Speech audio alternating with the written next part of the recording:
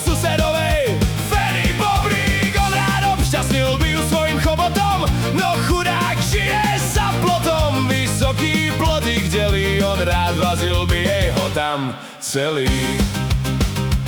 A tak mu neostáva, než na ňu zízať a sám si gule lízať.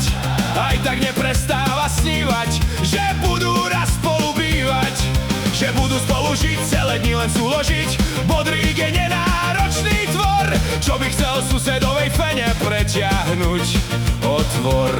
A tak raz preskočil cez plot a vrazil do feny svoj veľký hrot.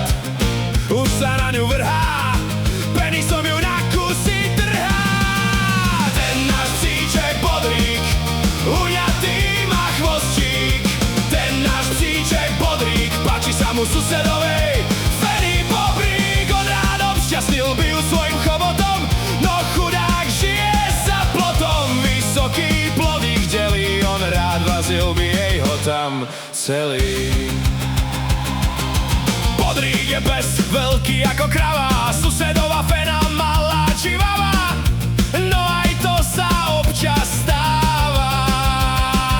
Tak zatiaľ čo ho do nej pchal, drevaj svojim nástrojom podtrhal a život z feny vyprchal.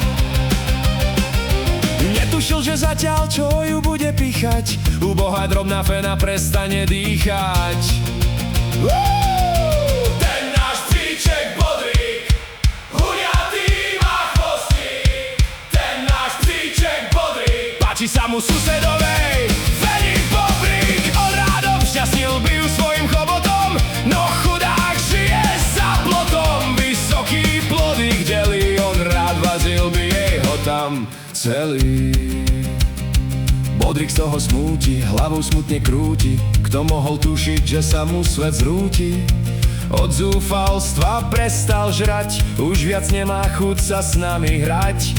Bodríkovi nie je vedno, že to bola fena na použitie jedno. Ten náš psíček Bodrík, uňatý má chvostík.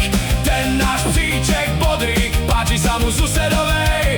Feny Bobrík, on rád obšťastnil by ju svojim chobotom, no chudák žije za plotom. Vysoký plodík delí, on rád vazil by jej ho tam celý.